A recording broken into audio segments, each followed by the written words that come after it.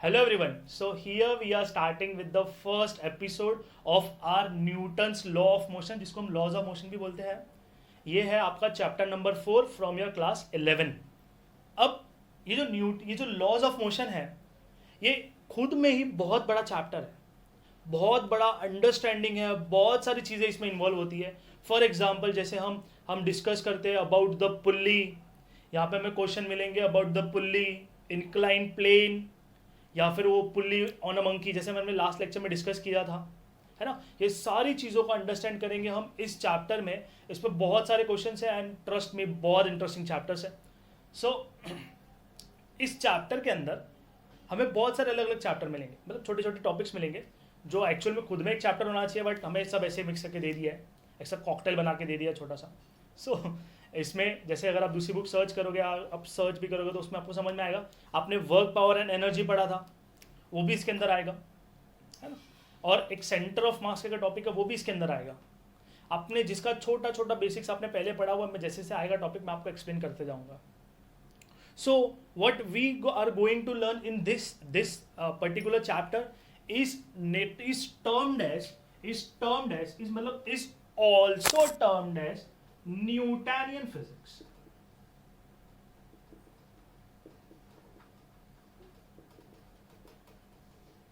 अब भैया ये थोड़ा सा, अब न्यूटनियन फिजिक्स क्या होता है? न्यूटनियन फिजिक्स हमें दिया गया था by Newton, hence it is termed as Newtonian physics, जिसको हम ऐसा बोलते हैं it is a life span of Newton, that is 1642 to 1727. ये ईयर में जो स्टडी हुई थी that is termed as Newtonian physics, जिसको हम लॉज ऑफ मोशन में कंसिडर करते हैं. ठीक है. अब न्यूटन्स लॉ ऑफ मोशन को अंडरस्टैंड करने के लिए हमें थोड़ा बहुत पहले का हिस्ट्री पता होना चाहिए. बिकॉज ऐसा ज़रूरी है क्या कि सिर्फ न्यूटन ही क्यूरियस था अबाउट द मोशन? नहीं, इसके पहले भी बहुत सारे फिजिसिस्ट थे, बहुत सारे आई कैन से बहुत सारे फिलोसोफर थे जिन्होंने मोशन के बारे में बहुत कुछ बताया था. सबसे पहले सबसे बड़े फिलोसोफर कंसिडर करते हैं हम एरिस्टोटल. एरिस्टोटल ने क्या बोला कि अगर एक बॉडी है, अगर उसको कंटिन्यूअस मोशन में रखना है, for example if I am considering a ball on a surface, अगर ये देखो ये मेरी बॉल है and it is on a surface, और अगर मैंने इस पर थोड़ा सा धक्का दिया, आई एम कंसिडरिंग धक्का, अभी तक हमें फोर्स का टर्म पता नहीं है, तो मैंने बोला अगर मैं थोड़ा धक्का दिया तो बॉल क्या करेगा, थोड़ा इधर होके ये थोड़ी देर बाद इधर पहुंच के it will come to at rest. तो एरिस्टोटल क्या बोले कि है ना, अगर किसी बॉडी को मोशन में रखना है कंटिन्यूसली तो हमें कंटिन्यूअस धक्का देना पड़ेगा, दैट इज हम कंसिडर करते हैं फोर्स देना पड़ेगा कंटिन्यूसली. हेंस बॉडी तभी तो यहाँ से कंटिन्यूस इसकी सेम वेलोसिटी रहेगी. वैसे ही अगर मैं पानी में ज्यूम करूँ, एक बोट है पानी के अंदर, अगर पानी में मैंने एक फोर्स दिया तो बोट आगे चलेगी and covering some distance it will come to at rest because of some drag force, हम बोले ऐसा कोई रुक जाता है वो. अब एरिस्टोटल ने बोला अगर मुझे किसी भी मोशन को कंटिन्यूस रखना है तो मुझे कंटिन्यूअस धक्का देना पड़ेगा एंड धक्का इज फोर्स, है ना. अब तो ये बोल दिया एरिस्टोटल ने, but Aristotle was a very famous teacher. अब ये टीचर किनके थे? He was a teacher of Alexander the great. कौन है? सर्च करो, गूगल करो, देखो. अब अलेक्जेंडर द ग्रेट के जो सबसे बड़े टीचर थे, अब लोग इनको बहुत फॉलो करते थे. इन्होंने बोल दिया मतलब यार सब सही है, इन्होंने बोला, मतलब सोच के ही बोला होगा. हेंस तभी लोगों ने मान लिया कि हाँ ठीक है चलो हमेशा एक फोर्स लगेगा, अगर फोर्स रहेगा तब तक ही बॉडी मोशन में रहेगा. एंड शायद वो लीगली भी ऐसा, मतलब अगर नेचुरल एनवायरनमेंट में देखा तो हाँ पॉसिबल भी है कि अगर मैंने एक बॉडी को मोशन दिया तो थोड़ी देर बाद रुक ही जाएगा. फुटबॉल ग्राउंड पे भी अगर मैंने बॉल को जोर से किक दिया बट एट अ मोमेंट वो रुक तो जाएगा ही. But after this was explain by Aristotle around 200 that is 200 BC, मतलब जीसस क्राइस्ट से भी पहले, so something around 2200 years back उन्होंने ये एक्सप्लेन किया था. But after approximately 1600-1700 years a physicist came named as Galileo Galilei. उन्होंने क्या बोला कि यार अगर हमें पता है कि अगर चलो एरिस्टोटल ने बोला कि अगर बॉडी को मोशन दे तो बॉडी मूव करते करते एक पॉइंट पे रुक जाएगा. हेंस अगर ये इस पे अगर मैंने कंटिन्यूस फोर्स दिया तो चलते रहेगा. मतलब अगर मैंने बॉडी को भी लिया तो वो क्या बोलते हैं, जैसे अगर आपको याद, अगर आपको थोड़ा बहुत समझ में आएगा तो देखो, अगर बॉडी आगे मूव करेगा hence there will be a opposing force. अगर बॉडी आगे मूव करेगा विथ वेलोसिटी v, तो there will be an opposing force जो पीछे साइड में लगता रहेगा, और उसको हम बोलते हैं फ्रिक्शन या फिर फ्रिक्शनल फोर्स, है ना, जो अपोज करते रहेगा। हेंस उसी के कारण, उसी के वजह से वो बॉडी रुक जाएगा। बट अगर मैंने, अब तुम बोलोगे सर वो पानी वाले में क्या हुआ, फिर पानी वाले में अगर आपको याद है तो पानी में ना, पानी की बहुत सारी लेयर होती है, और लेयर के बीच में भी कुछ ना कुछ फोर्सेस होता है। अगर आप थोड़ा सा आगे जाने का ट्राई करोगे तो लेयर उसको अपोज करेगा, hence there will be a friction force. हम सब पढ़ेंगे यहाँ पे, सब यहाँ पे कंसिडर करने वाले हैं। Okay, so there will be a friction force, there will be a drag force. अगर आप बोलोगे नहीं सर तो स्काई में फेंका तो क्यों रुक जाता है, अरे स्काई में एयर ड्रैग मिलता है, एयर का ड्रैग है ना, hence due to that drag force ये बॉडी रुक जाता है। ये किसने बताया हमको, गैलीलियो ने। You are understanding the little bit history की क्या हो रहा है। एरिस्टोटल ने बोला कि एक बॉडी पे कंटिन्यूस फोर्स लगना चाहिए क्योंकि वो बॉडी रुक जाएगा, तो गैलीलियो बोलता है कि नहीं नहीं ऐसा नहीं होगा क्योंकि उस पर कंटिन्यूस ड्रैग फोर्स लगेगा। अब ड्रैग फोर्स लगने के बाद उन्होंने बोला कि ड्रैग फोर्स तो लग रहा है, चलो समझ में आ गया ड्रैग फोर्स लगना चाहिए। अब तो उन्होंने बोला कि एरिस्टोटल कैसे रॉन्ग हो गया, तो उन्होंने बोला कि दो बॉल लो, एक को आप स्मूथ फ्लोर पे घुमाओ और एक को आप ऐसा सैंड वाले फ्लोर पे घुमाओ। तो ऑब्वियसली अब बीच पे घुमाओ, तो बीच पे क्या होगा, बॉल जल्दी रुक जाएगा, बट नॉर्मल फ्लोर में फास्ट घूमेगा, थोड़ा दूर तक जाएगा। हेंस ये क्यों हुआ, because I can say there was a slightly greater drag force. या फिर एक ऐसा एक बॉक्स ले लो, एक मेटल का ऐसा क्यूब ले लो, और उसको अगर आप ऐसे इस सरफेस पे घुमाओगे तो वो सरफेस पे ज़्यादा देर तक चलेगा। अगर मैंने इसमें ऑयल डाल दिया तो, और ऐसे नॉर्मल फ्लोर पे तो थोड़ी देर बाद रुक जाएगा। Hence it depends upon that friction between the object, मतलब कुछ तो है वहाँ पे। हेंस गैलीलियो बोला कि यार एरिस्टोटल की थियरी थोड़ी सी रॉन्ग है, understanding. And after that Newton came and given the Newton's his laws of motion to understand the motion, that is the cause of motion, and अगर cause हुआ तो उस पर effect क्या होगा। Hence we have equation of motion, laws of motion and so on. So with this we have reached to the topic named as Newton's law of motion. समझ में आया छोटा सा हिस्ट्री। वापस एक बार बस एक छोटा सा रिकैप।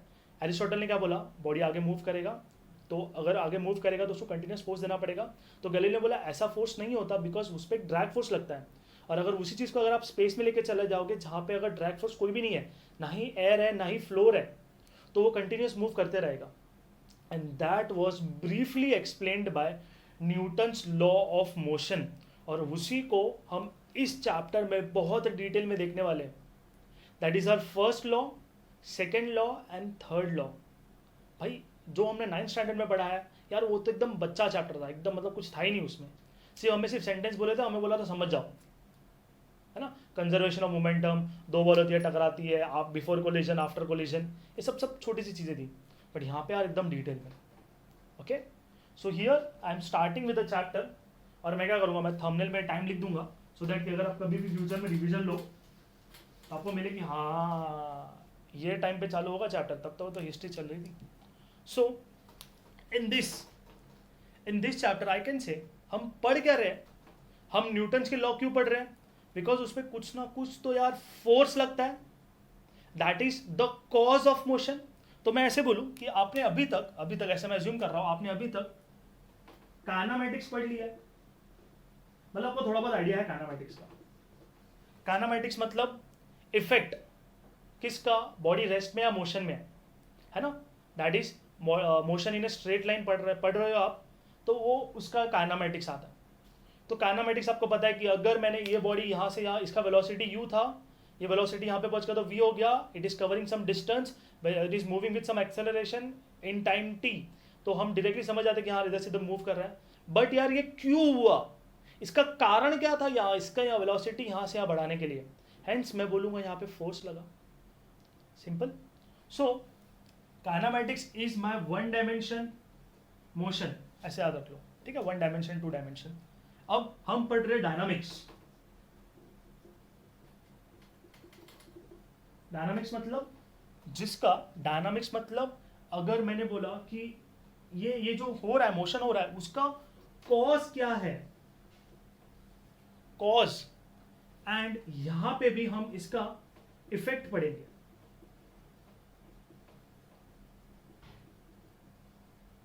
कैसे कैसे, थोड़ा एक एग्जाम्पल देखते हैं। अब देखो फॉर एग्जाम्पल मैंने बोला कि यहाँ पे मेरी एक पुल्ली है, बहुत दिनों से वेट कर रहे थे पुल्ली का, आगे पुल्ली। अरे यार पुल्ली के इतने क्वेश्चन करोगे आप पागल हो जाओगे, बोलेगा सर यार पुल्ली बंद करो यार। ठीक है, ये देखो ये मास M1 है, ये मास M2 है। मैंने बोला कि M1 is greater than M2, है ना, ये मास ज्यादा हैवी है एज कंपेयर टू दिस। क्या होगा, ये पुल्ली ऐसे मूव करने लगेगा, मतलब ये बॉडी नीचे आने लगेगा, ऑब्वियस ना, ये मास ज्यादा तो नीचे आएगा, पुल्ली ऐसे से मूव करेगा, ये ऊपर आएगा, है ना, लॉजिक है। क्यों आया नीचे, क्योंकि मैंने इस पे बोला कि इस पे एक फोर्स लग रहा था due to gravity, hence that is termed as gravitational force mg लगेगा, दैट इज m1g। और यहाँ पे क्या लगेगा m2g विच इज स्मॉलर ना, hence it will move in upper direction. Lift logic छोटा सा, है ना। अब मैंने बोला कि इस पे क्या लगा, इस पे ग्रेविटेशनल फोर्स लगा, इस पे भी ग्रेविटेशनल फोर्स लगा, ड्यू टू विच इफेक्ट क्या हुआ, it will start moving in upper direction and this will start moving in downward direction. तो मैं ऐसे बोलिए नीचे आ रहा है और ये ऊपर जा रहा है। गेटिंग इट क्या हो रहा है, कॉज एंड इफेक्ट। क्या बोला, कॉज मतलब इस पे क्या कौन सा फोर्स लगा एंड उसका इफेक्ट क्या हुआ। सिंपल टर्म्स, बेसिक चीज अंडरस्टैंड हो रही है। ओके, एक बहुत इंपॉर्टेंट चीज, अगर मैंने बोला कि अगर बॉडी है ना, ये u वेलोसिटी से चल रही है फ्लोर पे, ये वाला फ्लोर है and it is moving with a velocity u। अब u वेलोसिटी से मूव कर रही थी तो ये हमेशा u वेलोसिटी से मूव करेगी। हाँ, अब हम क्या कंसिडर कर रहे हैं कि फ्लोर इज फ्रिक्शनलेस, हम स्टडी पर्पस के लिए कंसिडर कर रहे हैं, तो हम यहाँ पे फ्रिक्शन वगैरह कंसिडर नहीं कर रहे। ठीक है, तो अगर मैंने ये प्लेन में बोला तो ये बॉडी कब तक, इसका वेलोसिटी, अगर ये बॉडी मूव करेगा तो कब तक मूव करते रहेगा, जब तक इसको एक अपोजिंग फोर्स नहीं मिलता। वो ड्रैग फोर्स होगा, फ्रिक्शन फोर्स होगा या एयर ड्रैग होगा, वो नहीं मिला तो चलो ठीक है फ्लोर हटा दो। अब ऐसे इमेजिन करो कि ना हम स्पेस में हैं, ये और ये कुछ वेलोसिटी से मूव कर रहा है, u वेलोसिटी से मूव कर रहा है इन स्पेस। अब मैंने इस पे क्या किया, मैंने इस पे लगाया भैया फोर्स, मैं फोर्स ब्लैक से बनाता हूं, मैंने इस पे लगाया फोर्स। अब फोर्स लगाने से क्या हुआ, आई कैन से because of applying force its velocity will increase, है ना, और उसका वेलोसिटी भैया हो गया v, बढ़ गया, है ना, वेलोसिटी बढ़ गया, मतलब ये थोड़ी देर बाद इधर से इधर आ गया, है ना। अब चीज समझो, इसका वेलोसिटी u से v क्यों हुआ, because of a force and due to which its effect is change in velocity. Cause क्या था, फोर्स, चेंज, इफेक्ट क्या हुआ, it is its velocity changes, its velocity get change ना। अब चेंज हुआ तो वो u से v हो गया। अब एक चीज समझो, वेलोसिटी कब तक चेंज होगा, please mark my words, velocity कब तक चेंज होगा, जब तक उस पर एक फोर्स लग रहा है, जब तक उस पर एक फोर्स लग रहा है तब तक वो वेलोसिटी बढ़ाते जाएगा, और जैसे फोर्स हटा दिया मैंने उस वेलोसिटी पे वो भागने लगेगा। Understanding what I am trying to say, समझ रहा है। अगर मैंने ये बॉडी को लिया, इस बॉडी का वेलोसिटी मैं कब तक बढ़ाते रहूंगा, जब तक मैंने इसको फोर्स दिया है, और जैसे मैं इसको लीव कर दूंगा, इसको ऑब्जेक्ट को छोड़ दूंगा, तो इसका वेलोसिटी क्या होना चाहिए, वो वेलोसिटी मैक्सिमम हो जाएगा, and due to drag force, gravitational force and many other forces acting on it and due to which it is falling on the ground surface, या फिर अगर मैं स्पेस में होता तो कंटिन्यूस मूव करते रहता। कब तक मूव करता, जब तक एक्सटर्नल अनबैलेंस फोर्स नहीं लगता। स्पीड क्यों बढ़ी इसकी, क्योंकि मैंने इसको फोर्स लगाया and due to which its motion increase, its motion has changed. तो मैंने यहाँ पे बोलूँ, यहाँ पे मैंने शायद दो लॉ यूज कर लिए हैं, है ना, ऐसा ही कुछ है। यही चैप्टर में हम यही अंडरस्टैंड करेंगे कि फोर्स लगा तो बॉडी कैसे अपना मोशन चेंज करता है, तो मोशन चेंज करेगा तो क्या होगा। Hence I can say this chapter, this Newton's law of motion is entirely based on, या ऐसे बोलूं mainly based on forces।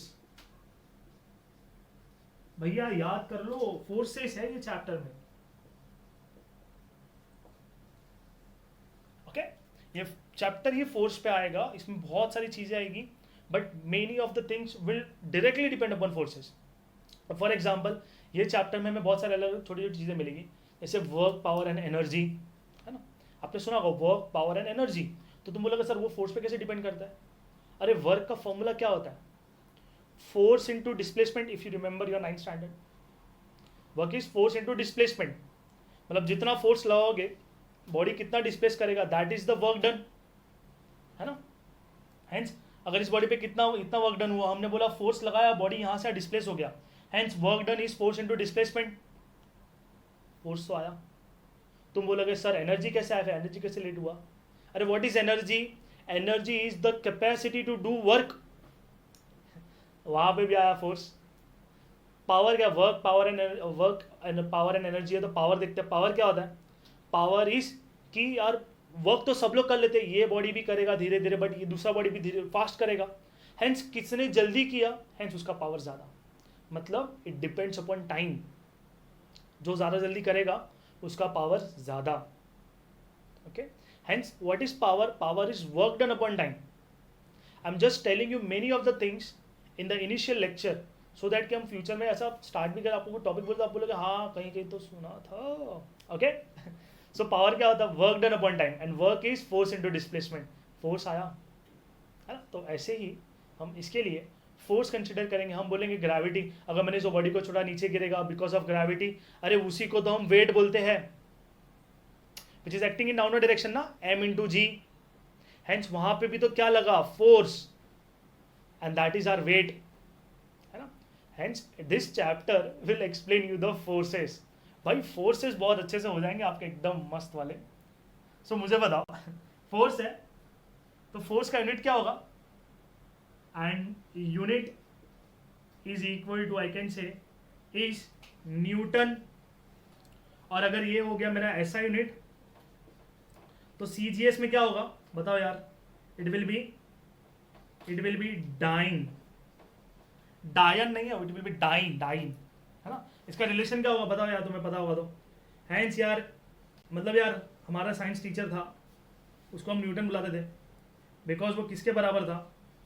वो बराबर था मेरे 1,00,000 डायन जैसा, है ना। तो डायन आ गया। अंडरस्टैंडिंग क्या क्या हो रहा है, अभी तक हमने क्या क्या देख लिया? पहले तो हमने बोला कि यार न्यूटन्स लॉ ऑफ मोशन को कैसे कैसे अंडरस्टैंड करते हैं, एंड उसके लिए हमें बहुत सारी चीज़ें अंडरस्टैंड करनी पड़ेगी। हमने हिस्ट्री देखा, एरिस्टोटल ने कुछ बोला था, फिर गैलीलियो ने कुछ बोला, सबको भूल जाओ, सिर्फ इतना याद रखो न्यूटन ने क्या बोला कि अगर एक बॉडी अगर मोशन कर रहा है उसका इफेक्ट देखा सिर्फ, तो that will be termed in kinematics. So ये काइनेमैटिक्स स्टडी किसका है? आई कैन से रेस्ट और मोशन का, ठीक है। And it is an example. Okay okay, easy है, इजी अंडरस्टैंड होगा। और फिर डायनामिक्स देखा, डायनामिक्स में क्या होता है? Cause and effect. कॉज किसका? इस बॉडी पे, अब इस बॉडी पे कितना फोर्स लगेगा, that is my cause, and due to that cause body ने क्या किया? इफेक्ट दिखाया। क्या दिखाया? वेलोसिटी में चेंज लाया। हेंस यही फोर्स है जो हम पूरे चैप्टर में पढ़ने वाले हैं, and that is termed as my second law of motion. F equal to ma बोलते हैं आप, है ना, बट वो एक्चुअल में है नहीं। सो आपको जो अच्छा लग रहा है लिख दो एक बार। I just give you 5 second. 5 4 3 2 and 1। Okay, so I must think कि आपने पॉज लेके कॉपी किया होगा। जस्ट एक चीज़ रखो ध्यान में कि आप है ना हर चीज़ का ना प्रॉपर नोट्स बनाओ। आप उसमें आपके हिसाब से लिखो, जैसे आपको एक्सप्लेन कर रहे हो उस वे में लिखो, आपको जैसे अंडरस्टैंड हो रहा है वो लिखने का ट्राई करो। अपने ओन वर्ड्स में लिखोगे चलेगा, जितना ज़्यादा पेज भरोगे उतना ज़्यादा आपका अंडरस्टैंडिंग बढ़ता जाएगा, आपको खुद से डाउट्स आएंगे और खुद से आप क्वेश्चन करोगे। ओके, और फिर यार हम अवेलेबल है उसके लिए। So I am just starting with the next topic. अब जैसे ही हमें पता चल गया कि Newton's law of motion forces के बारे में अंडरस्टैंडिंग है, तो बोला कि दुनिया भर में जितने भी फोर्सेस हैं उनको यार पर्टिकुलर वे में हम कैटेगराइज कर लेते हैं, सो दैट कि हमको ईजी हो अंडरस्टैंड करने के लिए। क्या? forces obviously. So there are in nature there are only 4 types of forces. There are only 4 types of forces. They are termed as, I can say that topic is termed as 4 fundamental forces in nature. मतलब भैया सिर्फ 4 fundamental forces हैं जो हमारे nature में available है। हम कोई भी फोर्स लेके आओ वो इन चारों फोर्स में से अप्लाई हो जाएगा, है ना। हम इनको कैटेगराइज कर लेते हैं। सो द फर्स्ट फोर्स जो आपने पहले से पढ़ा है, कौन सा फोर्स पढ़ा है? 10th का chapter 1, that is termed as gravitational force. Gravitational force, है ना, उसमें हम क्या कंसिडर करते हैं, we are considering two masses, इसको मैंने बोला m1, इसको मैंने बोला m2, इन दोनों के बीच में डिस्टेंस देखा तो हमने सेंटर डिस्टेंस देखते हैं, इसको मैंने बोला d1, hence there will be a force which is directly proportional to the product of the masses and inversely proportional to the square of a distance between them. हम directly proportional को हटाते हैं और फिर बोलते हैं यहाँ पे कांस्टेंट आएगा g, है ना, F इज इक्वल टू, अच्छे से लिखेंगे तो g m1 m2 upon d square, इस g को क्या बोला, ग्रेविटेशनल कांस्टेंट, वैल्यू याद है आपको, वैल्यू याद है यार, g का वैल्यू कितना था, 6.673 into 10⁻⁻11 newton metre square per KG square, newton metre square per KG square, है ना। ये हमने पढ़ा है ग्रेविटेशनल फोर्स, मुझे आपको बताने की जरूरत नहीं है कि यार this forces are always attractive, तुम ऑब्जेक्ट को कैसे भी घुमाओ, कुछ भी करो, there will always be a force of attraction. ऐसा मैग्नेट में होता है क्या, नहीं, hence magnetic force is not considered in this gravitational force, hence I just write down here as note, इसमें फर्स्ट पॉइंट लिखूं मैं, फर्स्ट पॉइंट ऐसा लिखूं, these forces are always attractive, तो मैं तो लिखूंगा always attractive force या always attractive forces। अब ये always attractive है और हम ऐसा बोले कि ये जरूरी है कि ऑब्जेक्ट इतना पास होना चाहिए तभी फोर्स लगेगा, तुम ऑब्जेक्ट को कितना भी दूर लेके जाओ, there will be always be a force of attraction, कौन सा फोर्स होगा, वो gravitational force, hence that force is between the planets, hence I can say long range force.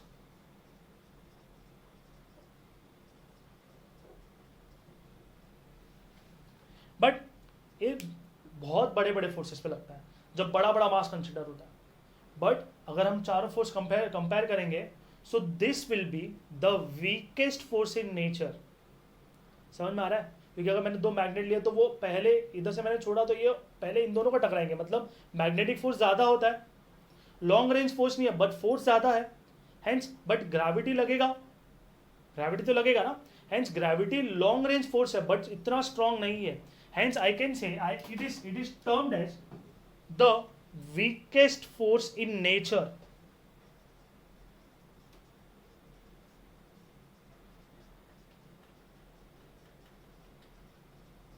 है ना।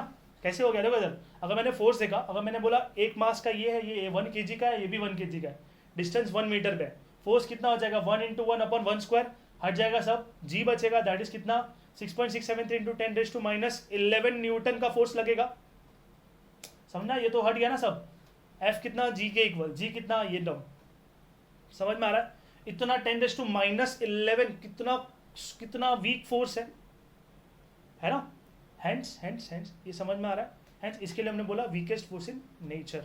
I must say fourth point पे कैसा आएगा, अब देखो दिस फोर्सेस, अगर आपको ये याद होगा तो ये फोर्सेस है ना, हम हमेशा पूरे ऑब्जेक्ट का कंसिडर नहीं करते, हम उनका centroid that is termed as centre of mass, याद है centre of mass, entire mass of the body is suppose to be concentrated at is centre, मतलब न्यूटन ने क्या बोला, अगर मेरे लॉज लगाने हैं आपको, मेरा न्यूटन का यूनिवर्सल लॉ ऑफ ग्रेविटेशन लगाना है आपको, so there will be always a point masses, hence I can say point masses हुआ तो हम बोले यहाँ से पॉइंट है, यहाँ पे एक पॉइंट है, hence it is a central force, that is I can say forces between their centres, hence it is termed as central forces,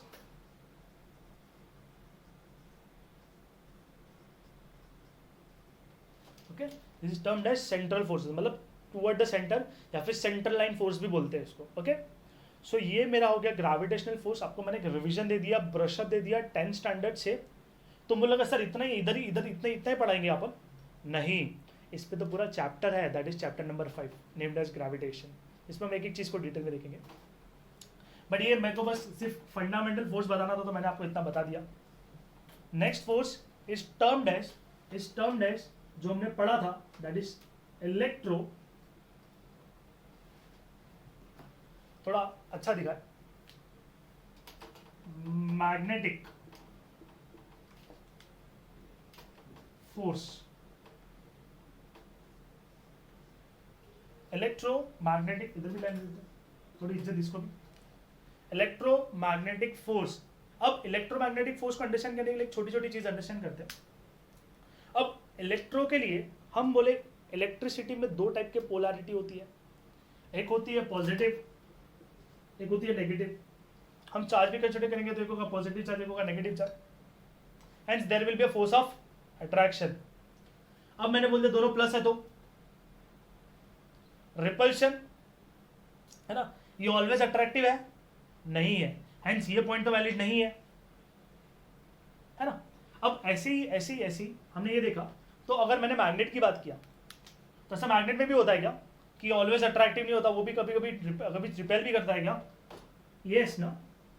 अगर मैंने बोला ये नॉर्थ पोल है, ये साउथ पोल है, इधर मैंने दूसरा मैग्नेट लिया with same north pole south pole, ये क्या करेगा? रिपेल। चेंज किया तो हाँ नाउ विल अट्रैक्ट, है ना। तो डिपेंड किस पे करता है? पोलैरिटी पे, hence it is termed in a electromagnetic force, hence this force is something different from a gravitational force, hence it is termed as electromagnetic force. अब कुछ सालों पहले तक, मतलब बहुत सालों पहले तक ऑब्वियसली लोगों का लगता था कि ना इलेक्ट्रिक फील्ड एकदम अलग है, मैग्नेटिक फील्ड एकदम अलग है, दोनों में बहुत डिफरेंस है। क्यों? क्योंकि मैंने अगर देखो, अगर मैंने इधर से मैंने एक चार्ज लिया, इसको मैंने पॉजिटिव पोलैरिटी पे रखा, इसको नेगेटिव पोलैरिटी पे रखा, तो करंट यहाँ से यहाँ पे फ्लो होगा, मतलब चार्जेस यहाँ से यहाँ फ्लो हो रहे हैं, ऊपर फ्लो हो रहा है। अब मैंने बोला कि अगर करंट ऊपर फ्लो हो रहा है तो हमने क्या बोला, which is denoted by my thumb, और मैंने अगर कर्ल फिंगर देखा तो कर्ल फिंगर क्या डिनोट करता है? मैग्नेटिक लाइन्स ऑफ फोर्सेस, है ना। वो पता है पेपर वाला एक्सपेरिमेंट, एक वायर लिया, पेपर पे ऐसे मैंने आयरन फिलिंग्स डाले, उसमें टप टप टप टप किया, तो वहां पे वो कॉन्सेंट्रिक सर्कल्स बनाता है ना।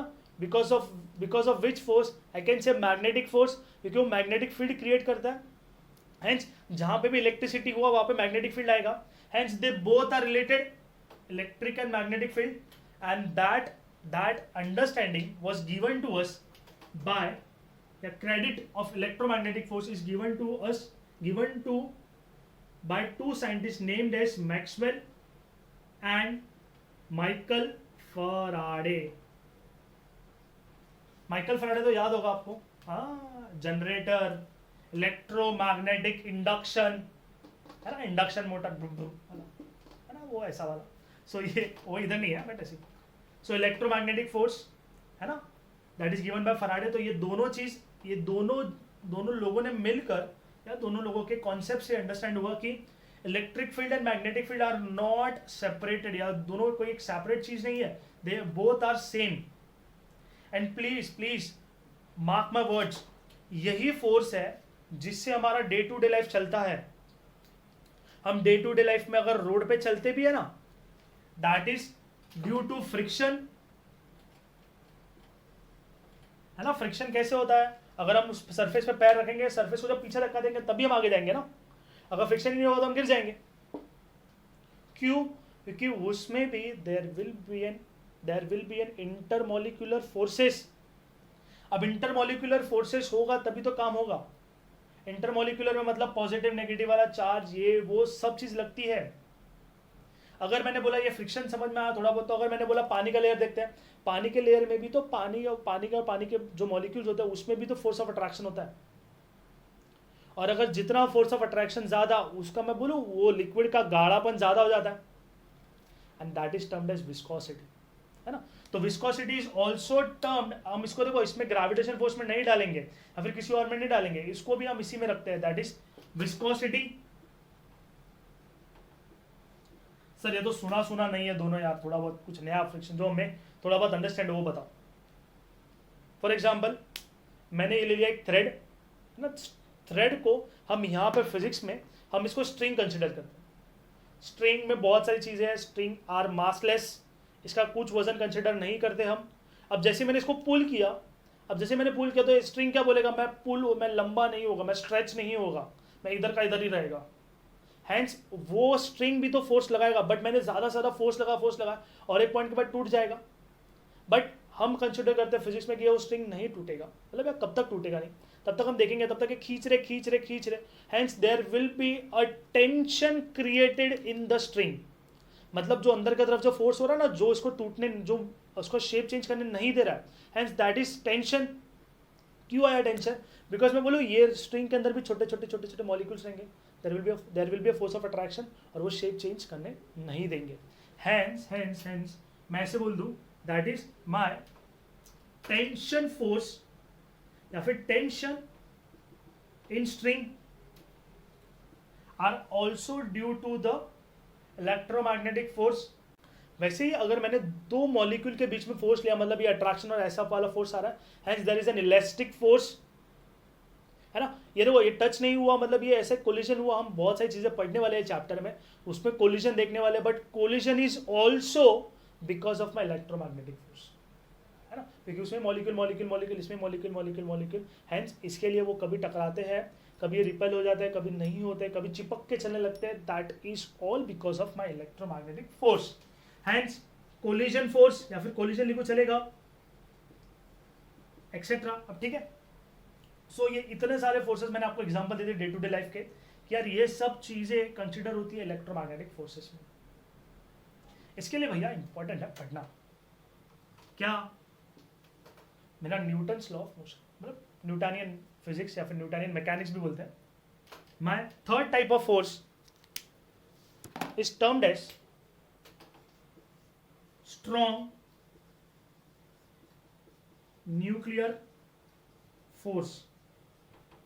इस पर हम ज़्यादा डिस्कस नहीं करेंगे, क्योंकि हमने लास्ट लेक्चर में, इंट्रोडक्टरी लेक्चर में मैंने आपको एक्सप्लेन किया था, एक एटम होता है, उसके बीच में न्यूक्लियस होता है। अब एटम पे पास इलेक्ट्रॉन होता है, negative charge, proton positive charge, there will be force of attraction. But अगर हमने इसमें कंसिडर किया, तो हमने बोला जब मैंने न्यूक्लियस को देखा, तो न्यूक्लियस में प्रोटॉन, हैंस उन दोनों में तो कितना रिपल्शन होगा, but still they are sitting together inside the nucleus. ऐसे एक होते का प्रोटॉन नहीं, जितने नंबर ऑफ इलेक्ट्रॉन उतने नंबर ऑफ प्रोटॉन भी होते हैं, हैंस अब वैसे ही हमने बोला कि यार इतने होंगे, सो ये इनको में कितना सारा फोर्स होगा, और अगर हमने उनको छेड़ा तो वो एनर्जी इतनी रिलीज करेंगे कि वो एक न्यूक्लियर बॉम्ब बन जाएगा, है। 10th में पढ़ा था ना, एक एटम होता है, एक एटम में सब न्यूट्रॉन लेते हैं, न्यूट्रॉन को बॉम्बार्ड करते हैं यूरेनियम या फिर रेडियो एक्टिव मटेरियल को, कोई भी सब्सटेंस को। वो रेडियो एक्टिव मटेरियल क्या करता है, वो उसमें न्यूट्रॉन बढ़ जाता है, आइसोटोप्स में कन्वर्ट होता है, isotopes is very unstable, hence it will convert into 3 new neutrons, फिर वो है चेन रिएक्शन बढ़ते रहता है, hence that is considered in strong nuclear force. हम रेंज देख लेते हैं। रेंज मतलब वो दो मॉलिक्यूल के बीच में कि न्यूक्लियर फोर्स कितनों के बीच में होगा, hence that is less than 10⁻⁻40 metre, and this is the weakest force. But ये क्या रहेगा, तो ये देखो, ये समझ में आ रहा है, ये स्ट्रॉन्ग फोर्स रहेगा। वैसे अगर ये इसका देखा, तो ये कौन सा फोर्स आएगा, ये हमने बोला न्यूक्लियस के अंदर होता है, ये बड़े बड़े मासेस के बीच में होता है, तो ये किस में होता है, ये मैं बोलूँ एट ह्यूमन स्केल होता है, एट ह्यूमन स्केल। हेंस ये इंपॉर्टेंट हमारे लिए, और हम इसको लॉजिकली समझते भी है बहुत सारी चीज़ों से। स्ट्रिंग हो गया, विस्कोसिटी का, फ्रिक्शन हो गया, कोलिजन हो गया, ये सब चीज़ें हमारे डे टू लाइफ में होती रहती है, तो हम कोलिजन, है ना, होते रहता है। So that is all considered in electromagnetic forces, और ये समझ में स्ट्रॉन्ग न्यूक्लियर फोर्स। ऐसे ही होता है मेरा fourth topic, that is weak nuclear force. Basically weak nuclear force आपको एक्सप्लेन होगा in chemistry, that is termed as van der Waals forces. मतलब ये फोर्सेस होता है बहुत छोटे छोटे मॉलिक्यूल के बीच में। I will try to explain you. देखो इधर एक बार देखो, समझ में आ दो। अगर मैंने एक HCl का मॉलिक्यूल लिया, इन दोनों के बीच में बॉन्ड होता है, इधर भी HCl लिया, there will also a bond. अगर मैंने बोला कि ये दोनों बाजू बाजू में है, हेंस ये Cl भी तो H को पुल करेगा, and that small force, that weak force is known as, मैं अच्छे से लिखू तो देखो, अच्छे से नाम स्पेलिंग देखना, वी छोटा A एन वैन, डर और WAALS और अपॉस्ट्रोफी, वेंडरवॉल फोर्सेस, फिर van der Waals force, due to which it is attracted the H of one molecule and Cl of other molecule। Okay अब देखो हम थोड़ा सा और एक्सप्लेन करने का ट्राई करता हूं मैं.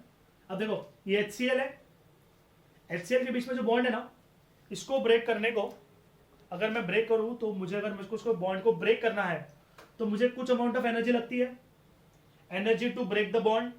हेंस दैट एनर्जी, आप ये सब पढ़ने वाले केमिस्ट्री, बस मैं आपको एक बार ब्रशअप दे रहा हूँ ऐसे कि आइडिया तरह कैसा होता है. That energy is approximately 200 kilo joule per mole. ठीक है, एक मोल क्वांटिटी होती है 200 जूल लगने वाला एनर्जी, किलो जूल. बट अगर मेरे को ये वैंडरवाल फोर्स को ब्रेक करना है तो मुझे एनर्जी लगती है सिर्फ और सिर्फ 8 किलो जूल पर मोल. समझ में आ रहा है डिफरेंस कितना है? बहुत ज्यादा. Hence it is termed as weak nuclear force. आपको और भी बहुत सारी चीजों से वो लोग एक्सप्लेन करते हैं. देखो इधर एक बार मैं ट्राई करता हूं समझाने का. C13 है, कार्बन होता है 12 का, बट मैंने ये कार्बन 13 वाला लिया. अब कार्बन 13 क्या करता है? कार्बन 13 मेरा नाइट्रोजन 14 में कन्वर्ट होता है. Here 1 neutron is converted to proton, hence due to which carbon is converted to that is carbon is converted to nitrogen. okay, hence इसको ही हम कार्बन डेटिंग बोलते हैं. कार्बन डीके बोलो, कार्बन डेटिंग बोलो, ठीक है, कार्बन डेटिंग बोलते हैं. और इसी के साथ हमारे पास और भी बहुत सारी छोटी छोटी चीजें होती है, beta decay, beta plus decay, beta negative decay. Okay, so ये सारी चीजें आती है वीक फोर्स में. अगर हमने बोला कि यार वीक न्यूक्लियर फोर्स है तो उसका भी कुछ रेंज होगा, तो रेंज कितना होगा? So that is less then और इक्वल टू 10⁻⁻16 मीटर. मतलब ये बहुत कम डिस्टेंस पे होता है, इससे भी कम डिस्टेंस पे होता है.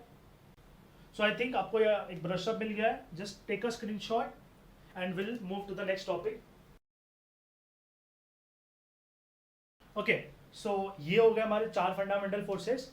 अभी हम देखने वाले जो फोर्सेस हमें इस चैप्टर में लगने वाले हैं, और हमने पहले भी इनके बारे में सुना होगा, आपने सुना होगा मतलब obviously. So the first force is named as my normal reaction force. सुना है क्या? देखते हैं सुना है कि नहीं है, बट यार अभी से तो अभी हमको पढ़ना ही है. नॉर्मल रिएक्शन फोर्स, इसको हम N से डिनोट करते हैं. अब इसके लिए हम क्या करते हैं? कंसिडर करते हैं कि ऑब्जेक्ट है, एक सरफेस है मेरा, इसमें मेरा एक ऑब्जेक्ट है, इसका कुछ मास m है. ठीक है, ये m मास वाला ऑब्जेक्ट है. हम क्या करेंगे? इस मास को पॉइंट ऑब्जेक्ट में कन्वर्ट करेंगे. तो इसके लिए मैंने पॉइंट भी बनाया था, है ना. अब बोलेंगे यार ये इसका कुछ मास है, तो ये इसने अपना मास नीचे दिया मतलब इसने अपना मास लाया. अब अर्थ इस पे काम करेगा. क्या करेगा? अर्थ ग्रेविटेशनल फोर्स लगाएगा, and hence there will be a weight of the object that is termed as my force, and that is mg in downward direction. तो बताइए नीचे क्यों नहीं आ रहा है? आई कैन से ये सरफेस उसको ऊपर पुल करके रख रहा है. अगर ये नीचे वाला मास ज्यादा, ये ऊपर वाला जो मास है वो ज्यादा होता तो वो शायद वो सरफेस को तोड़ के नीचे आ जाता. बट अभी क्या हो रहा है? बैलेंस हो रहा है. हेंस बैलेंस करने के लिए मैं बोलूँ कोई तो फोर्स होना चाहिए जो उसको बैलेंस करके रखे. अगर इस पे फोर्स लगेगा वेट नीचे, तो इसको कोई तो बैलेंस करना चाहिए. Hence that balancing force is known as my, I can say surface पे लगेगा ऊपर वाला फोर्स, इसको मैंने यहाँ पे बोला. Hence it is termed as my normal reaction force. Simple way में ऐसे रखो, मैं आपको डिटेल में एक्सप्लेन बाद में अच्छे से करूंगा कि कैसे होता है क्या होता है. बट आप ऐसे याद रखो कि सरफेस जब फोर्स लगाता है तो उसको हम नॉर्मल रिएक्शन फोर्स बोलते हैं. ओके, सरफेस वेट नीचे लगा, वेट नीचे था तो उसको सरफेस बैलेंस कर रहा है with giving some normal reaction force. Okay, so normal ऊपर लगेगा. अब एक दो टर्म है, जो बस एक चीज वैल्यू याद रखो. Normal force are always perpendicular to my surface. मतलब भैया जो सरफेस है उससे हमेशा परपेंडिकुलर होगा. मतलब अगर मैंने ऐसा बोल दिया कि यार ये ऐसा वेज है, वेज या फिर इंक्लाइन प्लेन है, तो अगर मैंने ऑब्जेक्ट ऐसा लिया है, इसका मास m, मैं डॉट दूंगा मतलब वो सेंटर ऑफ मास है. अब हमने बोला कि यार इस पे नॉर्मल रिएक्शन कैसा लगेगा, तुम बोलोगे यार इधर से ऐसा लगेगा, and it is termed as normal reaction force, है ना। नीचे का लगेगा, अब मैं बोलूं वेट किधर लगेगा, नीचे लगेगा कि ऐसा क्रॉस में लगेगा, ऑब्वियसली ना it is toward the centre, तो it will be always in downward direction, hence ये हो गया फोर्स इक्वल टू mg, है ना। और हम इसको रिजॉल्व करेंगे, वो आपको नेक्स्ट सेक्शन में बताऊंगा, बट अभी समझ में आ रहा नॉर्मल रिएक्शन कैसे बनाते हैं। ओके, ऐसे एक दूसरा फोर्स है जिसको हम टेंशन फोर्स बोलते हैं। टेंशन फोर्स मतलब वो टेंशन वो स्ट्रिंग में क्रिएट होती है। मैंने आपको थोड़ी देर पहले एक्सप्लेन किया था लास्ट टॉपिक में, एक स्ट्रिंग को मैंने ऐसे जोर से पुल किया तो वो स्ट्रिंग लेंथ अपनी चेंज नहीं करेगा, बट उसके बीच में एक अंदर की तरफ फोर्स होगा जो उसको पुल होने नहीं देगा, and hence it remain it's their original state, है ना। तो टेंशन क्रिएट होगा। तो मैंने अगर ऐसे एक ऐसी दो ऑब्जेक्ट ले लिए, इन दोनों को मैंने सेंटर से टाई कर दिया और दोनों को मैंने ऐसे साइड से पुल किया, hence there will be a tension force. मैं इसको जब इधर पुल करूंगा तो ये बोलेगा मैं नहीं आएगा। क्यों नहीं आएगा? क्योंकि मेरे पे एक इधर फोर्स लगा हुआ है ना। अब इसको छोड़ो, इसको देखो, अब जब मैं इसको इधर पुल करूंगा तो ये क्या बोलेगा, ये मैं इतना फोर्स लगा तो ये क्या बोलेगा, मैं इधर नहीं आ सकता क्योंकि मेरे को इधर से भी एक फोर्स लगा हुआ है, hence it is a tension. Hence यहां का टेंशन इधर से, यहां का टेंशन इधर से। टेंशन यहां तक ना, टेंशन कैसे निकालते हैं, टेंशन निकालने के बहुत सारे तरीके हैं। अब आप देखो, ये थ्रेड है ना, ये थ्रेड, ये स्ट्रिंग देखने का और स्ट्रिंग पे ऐसा क्रॉस बनाने का। ओके, अगर स्ट्रिंग पे क्रॉस बना मतलब ये इधर का टेंशन, ये इधर का टेंशन। या फिर आप ऐसे भी देख सकते हो, या फिर आप ऐसे देखो, इसको हम छाता रूल भी बोलते हैं।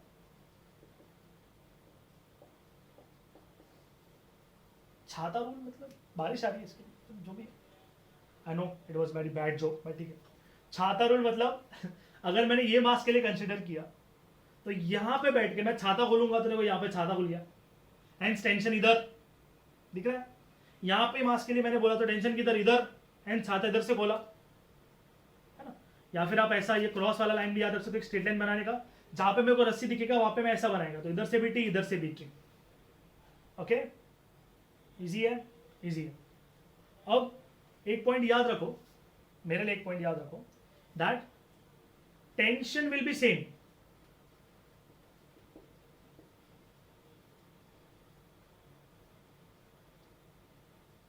till the string is same। मतलब अगर मैंने बोला था वो इन दोनों के बीच में अलग अलग स्ट्रिंग है क्या, नहीं, एक ही स्ट्रिंग है ना। एंड अगर स्ट्रिंग सेम तो टेंशन भी सेम। तो इसका ऑपोजिट ऐसा बोल सकता हूं मैं, स्ट्रिंग चेंज तो टेंशन चेंज, स्ट्रिंग बदला तो टेंशन बदलेगा। अब जब हम स्ट्रिंग की बात करते हैं, so string is always considered to be as massless, मतलब there is always a massless string.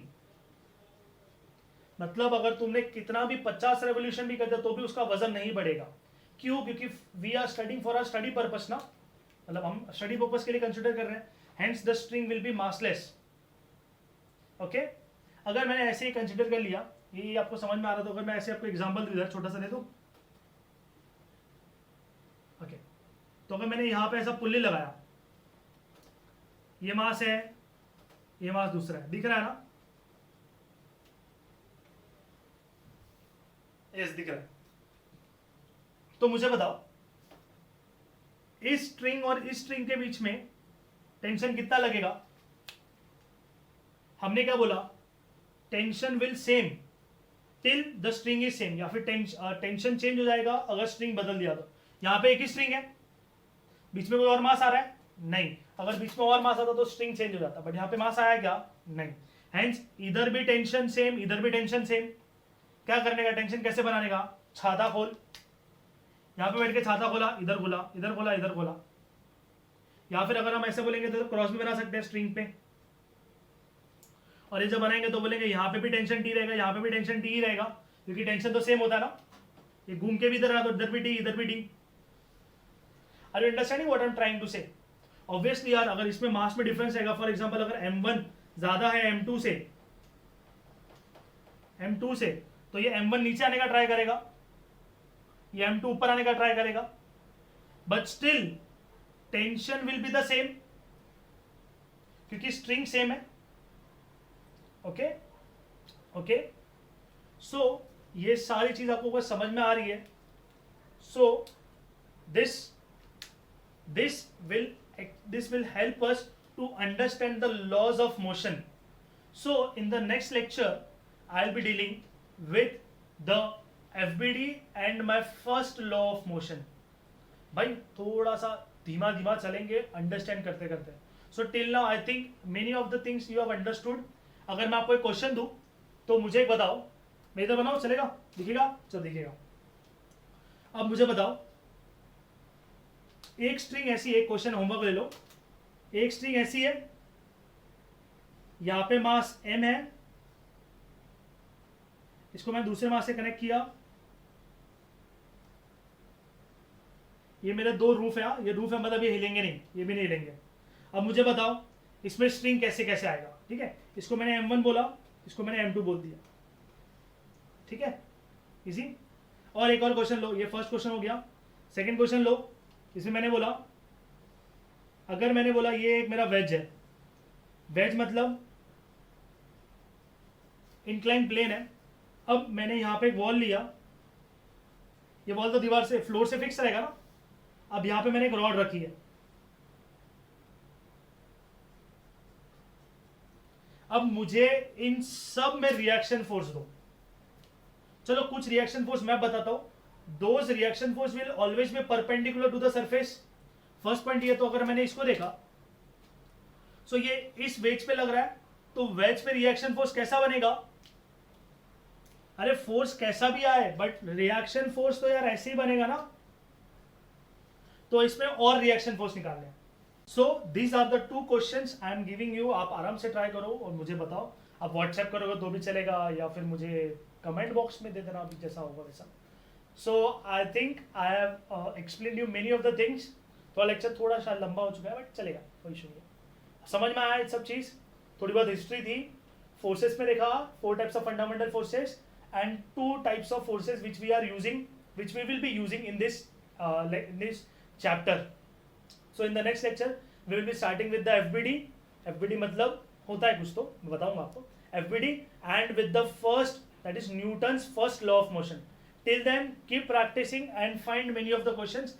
मैं try करूँगा आपको और क्वेश्चन दूँ and give your best. Okay, so just take a screenshot and boom.